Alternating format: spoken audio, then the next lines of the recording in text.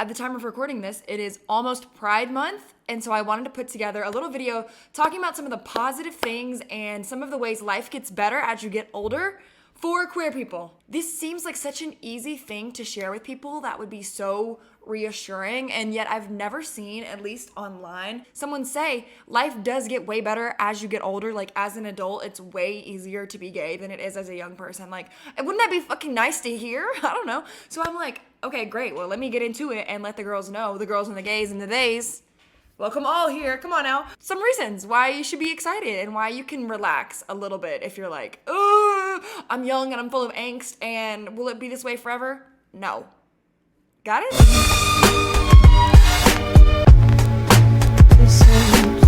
Obsession. Okay, if you haven't seen me before, hello, welcome. I'm Claire, I'm 24, and I am an out and proud lesbian. So, without further ado, let's go ahead and get into it. Number one, you're no longer going through a constant turmoil of accepting and coping with your queer identity. That one right there is impactful enough that I could make a whole other video about it, but you just have a really increased sense of self-acceptance and you're not constantly going through the feeling of turmoil and of coping and of, I don't know how my life is gonna go. I don't know how to date. I don't know if people are gonna accept me. I don't know how coming out is gonna go. Once you've already come out and you get further into adulthood, or even if you come out in adulthood, you've just progressed as a person and you just have more maturity and just emotional awareness. And so there's many parts of who you are as a person, and your queer identity no longer is becoming like your forefront, most pressing, most concerning issue. It just kind of becomes one part of who you are because you're no longer facing constant everyday turmoil about it. I came out when I first got to college, and at that time there's just so much adjustment. What are people gonna think? And now here I am sitting, God, 6 years later, and I'm no longer having conversations with people like, I'm a lesbian, I hope you're so okay with that. Like, let's negotiate like a way for you to feel like you can still love me. No, like that girl, go to hell. The level of self-assured I am right now in terms of being out and proud is going to continue. And if anything, it's probably going to increase, which is such a relief because, God, it feels like such a headache when you're younger to constantly be navigating, well, how do I cope with being gay? Like, oh no, I'm trying to join a sorority, but I'm gay. This is going to affect everything. Or, oh no, I'm the new girl at the workplace in my first corporate job, but I'm a lesbian. Oh my God, how do I dress? Like, what do I do? Like, you're not dealing with that anymore because you've been dealing with it for so long. You just have the tools. Number two, you finally have the power and financial means to leave places that aren't welcoming to you. People can't push you around as much because you just have more means and options. Financial means is a big one, and this comes with becoming an adult in general, but specifically with being queer, you get to leave places that aren't welcoming to you. I grew up in Birmingham, Alabama, and I spent my entire young adulthood being like, I want to get out of here so bad. I need to get out from under my parents' roof. I need to get out of the deep south. I want to go somewhere where it's more accepting. I was full of teenage angst for so long, you couldn't even believe it. And when I finally got to, oh my God, I can move wherever I want because I have a job, because I can get an apartment, it was one of the happiest days of my life when I was able to finally graduate college and be like, I want to go to here. And I did it. And then I was there and I was like, wow, no one can tell me shit. Yeah, you just don't have to follow someone's rules because you live under their roof anymore. Now, obviously there's some nuance to this. Like, some people are still living with their parents. Some people come out later in life and it feels differently.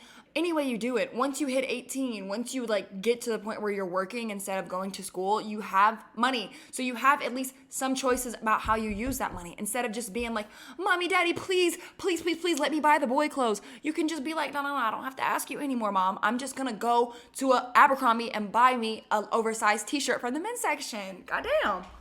Oh my God, the coffee is working for real. Number three, more people are out of the closet. This means there's more people to date, there's more people to be friends with. Just the older you get, the people who are gonna come out.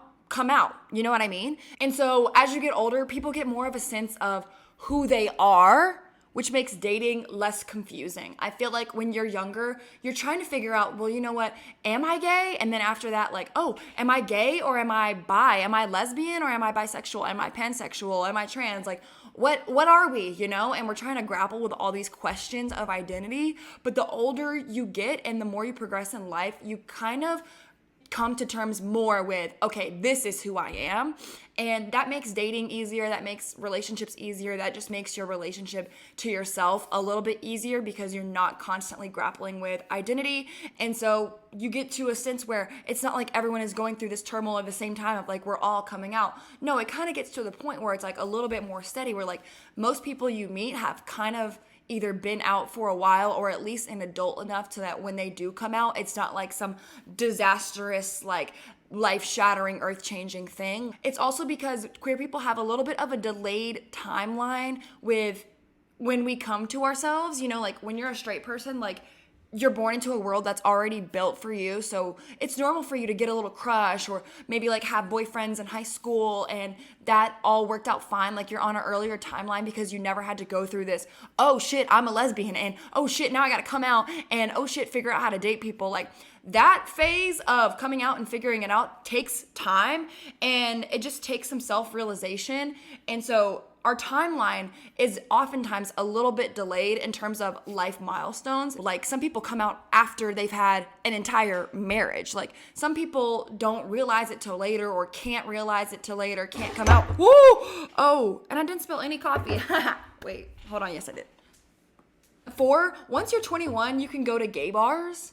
And gay bars are a place of community. You can also just volunteer and get involved in queer organizations easier when you're an adult. They exist, they're out there, they're in cities. And a lot of times it's not like high school kids and college kids that are volunteering at those places. It's queer adults. And I found some of my like greatest queer community through organizations like that. For example, I play in a gay kickball league. I'm not kidding. It's gay people only. It's on Saturdays. We go play for like an hour, and it's kind of chill, like go play at the park, but it's organized and it's so much fun. And that's not something I even knew existed when I was in high school, when I was in college. But once you get out there and become an adult, gay people and gay communities are very strong, and you can jump in and join on some of these communities, some of which already exist and some of which you can build yourself. But particularly you have access to go to the gay bars if you're in a place where they exist. I'm in Denver. We have like 3 here. I've been to gay bars in New York City. I've been to gay bars in San Diego, DC, you name it. I love a gay bar. You know what I mean?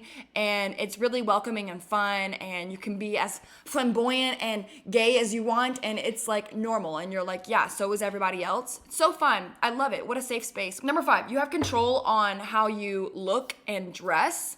This goes for your haircut. You notice I got the short hair, of course. I love the short hair. I spent most of my life with really long hair though, and I only got it cut like boy haircut level short recently within the past year.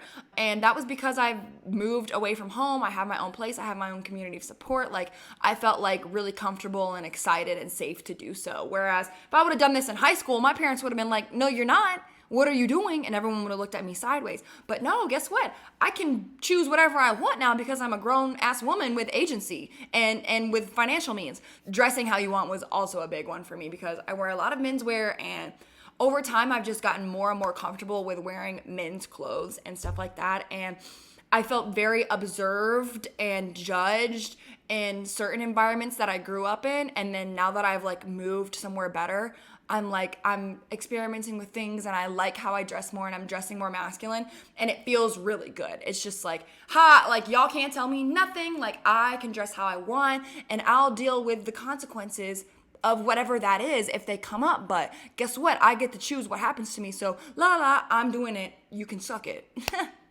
Is that a weird thing to say? I gotta stop saying that. It's very childish. Don't care. Number 6, as you get older, you have more stable relationships. And that kind of touches on something I said earlier about queer people. A lot of times are on a delayed timeline, and delayed timeline leads to you being older as you're dating. And so that results in more stable relationships because you have a sense of your identity. The other person is more likely to have a sense of their identity. And that's a really good place to begin a relationship from. I know for a fact, and trust me, I know a lot of y'all will have been through this when I say it. The first relationship you have as a queer girl, especially if you had it while you were young, your first relationship was probably fucking crazy. Mine was, I had a girlfriend, like a very secret hush-hush girlfriend in high school, and it was really tumultuous. And that was because Number one, I'm trying to figure out who am I. I'm trying to not hate myself. She's trying to do the same thing. We're both kind of coming out to our parents, but also not. And it was just like a really rough time. We're trying to keep these secrets. We're trying to come out, but also not. And also, we're our only support system. No one knew about us. It was a whole secret ass relationship. When that breakup happened later, oh my God, I was so wrecked. And it is like token stereotype that your first relationship as a queer person can sometimes wreck you, especially if you had it at those early times in your life, like young adulthood, teenage years, early teen. Those early relationships can be super rocky, and a lot of them can be based in this kind of desperation, like, oh, there's a scarcity of people to date out there. I felt like there's a scarcity of lesbians. Y'all, there is a lesbian shortage. And let me tell you something. I grew up in Birmingham, Alabama, so there was a lesbian shortage. This was not imagined. Anyway, you feel really desperate and you're like, I'll date somebody no matter who. And you also feel like there's this element of validation of like, if I have a hot girlfriend, this validates my identity as a lesbian, and outsiders looking in will kind of understand and be okay with me. You're not dealing with any of that mindfuck anymore, because when you grow up, you realize there are more lesbians than just the one girl in your hometown, and you don't have to settle for bums or for people that aren't good matches for you, basically, I should say. Let me be nice.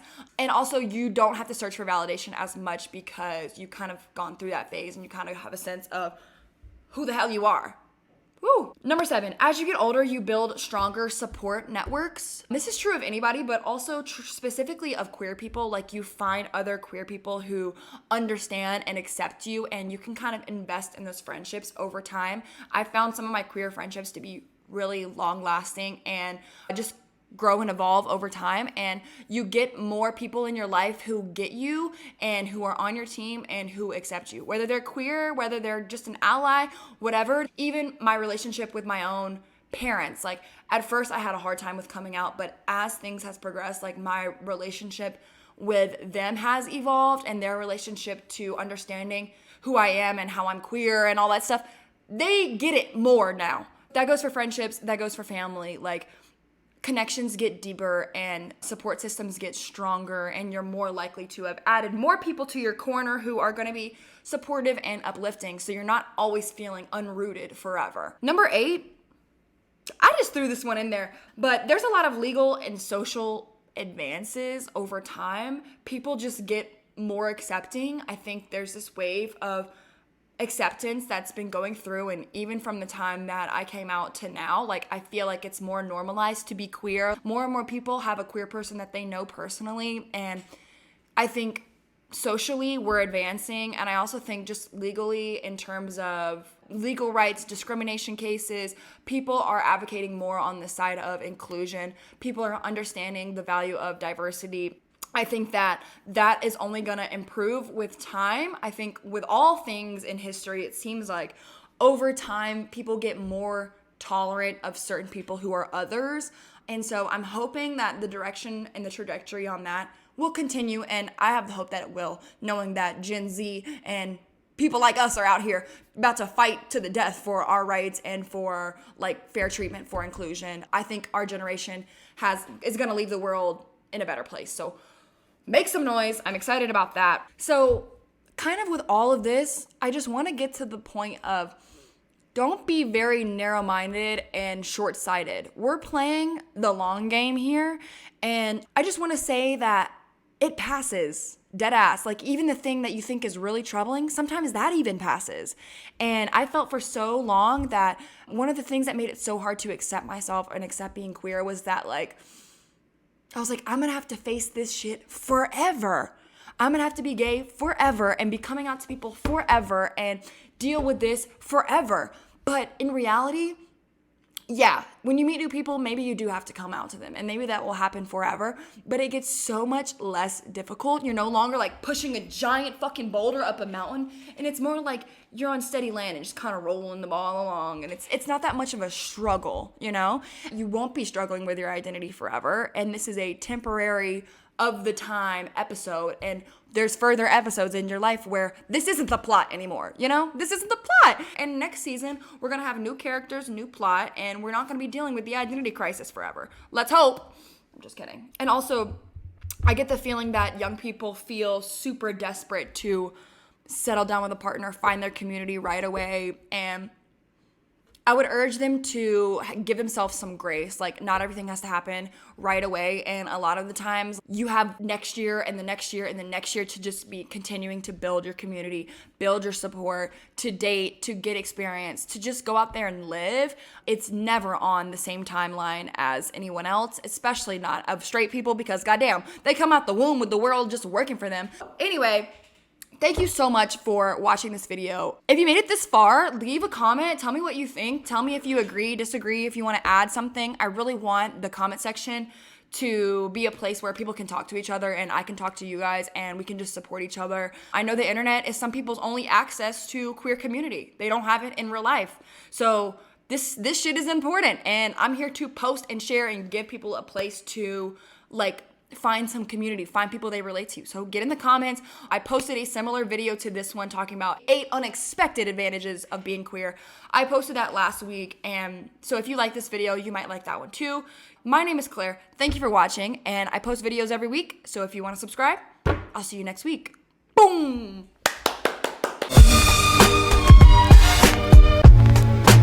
This is obsession.